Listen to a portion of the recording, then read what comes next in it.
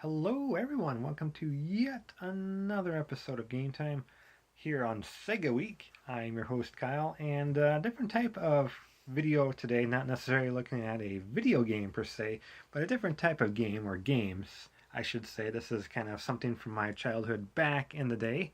Got Sonic the Hedgehog. I thought it's a good chance to show him off. I've been wanting to do this video for a little while now, and never was quite sure exactly where, but what better place to put him here on Sega Week than taking a look at a different type of Sonic game. So we're going to be learning a little bit more about what this exactly is and the types of interactive games that are in this book, and show off a little bit and kind of open it up, take a look, and all that fun stuff. So hopefully you'll enjoy this episode of Game Time. It's a little bit different than usual, but we'll see how it goes, and kind of a look back in Kyle's past. So it should be fun. Stay tuned.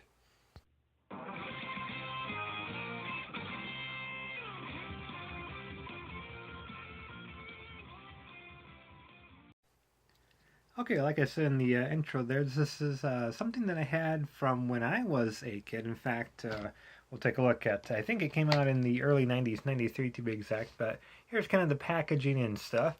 It's 7 exciting electronic book adventures, and it will make sense here once we open it up. It's basically a game you play with markers, and you get to press the button, and it lights up things there, and you move based on what's up there. Press the button and the light chooses your next move. When special moves when the bonus team plays. Track your moves with the wipe off randomizer marker, so you can kind of keep track of everything there. So totally 90s packaging. I like it. Here we see on the back there kind of the old school Sonic art. You have Freedom Fighter, helps Sonic and save the planet, rescue his friends. That's kind of what the looks like there. Keep track of your moves with the wipe off marker. The random light chooses your next move. I think all that could be accomplished with a die, but we'll talk about that here in just a moment. When special moves when the bonus team plays, includes a nice marker. Press the button and random light will start to flash. You'll need Sonic. You'll need strategy to help Sonic beat Robotnik back when they called him Dr. Robotnik. So you can tell this is old. I like it. And other titles in the Randomizer series includes Where in the World is Carmen Sandiego, Dino Tech, and Time Warper. They all sound pretty good.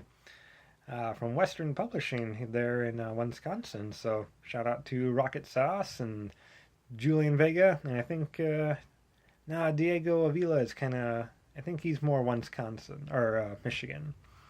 Made in China, of course. So let's take a look at this. Kind of the original packaging, but I did cut it open so it can slide out kind of like so. So we still have kind of the packaging here. The thing is, I'll probably no bigger than, just a little bit bigger than the original Game Boy. So kind of got that. Nice marker. Essentially you press that, and the lights up here go for like 10 seconds, and will land on one specific thing, and you do whatever that space tells you. In my theory, though, since obviously you need batteries for it, there's 6 of these. I think if you were just to take just a normal die, 1 to 6, roll it, and I think you could do that. Marker there kind of does that. It's very travel friendly. You would essentially mark things on the board when you need to. But I'll show you kind of just the games here real quick, and nothing too exciting to do. Kind of checkerboard chase. You can definitely pause the video. I won't read all the things, but basically, you kind of will land on a specific area there. If you land on like the down, you'll move. You'll start somewhere. You'll move down. You'll move left. You want to avoid those enemies and try to get out one of the sides of the maze. Kind of the same thing here. You start, look at that old school art. You'll start Sonic there. Essentially, you'll roll a die or use the randomize. If you land on red, you go to the red thing. If you land on blue next, you go to that. Oh, there's an enemy. Gotta be careful. Gotta get the Chaos Emerald there. So there's Adventure 2. Adventure 3 out of 7 is Phantom Face. A little more board game like. You're going around the board and essentially trying to land on as many red spaces as you can, because you'll actually knock out those enemies, get all the way to the end. However many enemies you knocked out wins, you know, most enemies, etc. Tic-tac-trouble, probably one of my favorite ones on here. This one's pretty self-explanatory too. You will actually press the button twice, or again doing a die roll twice.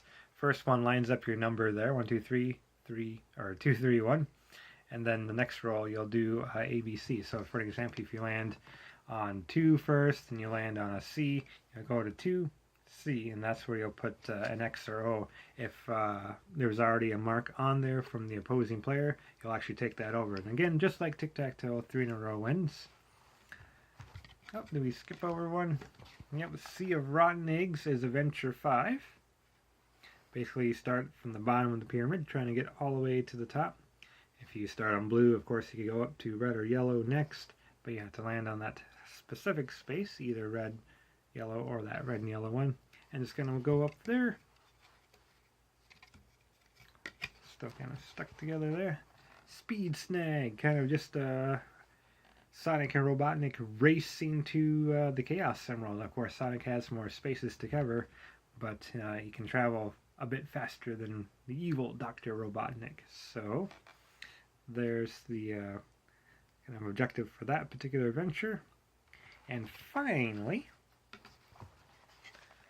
Orbital Obstacle. One player there, that's kind of what that is.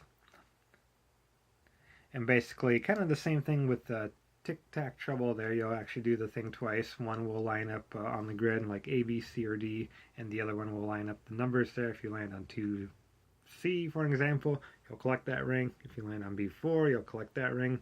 If you land on one of the enemies, it's game over. If with the bonus team plays, you can collect another ring. Basically, you want to try to collect the most rings. So, yeah, just a little thing there. That's more Sega Genesis art that we're used, more the Sonic we're used to seeing there. So, I like how they still call him Dr. Robotnik. So, yeah, that's basically the randomizer electronic book adventures. I like to see, I don't really remember seeing this one.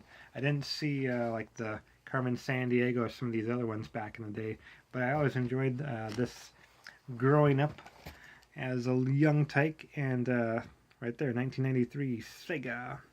So definitely the artwork screams early 90s. I like it.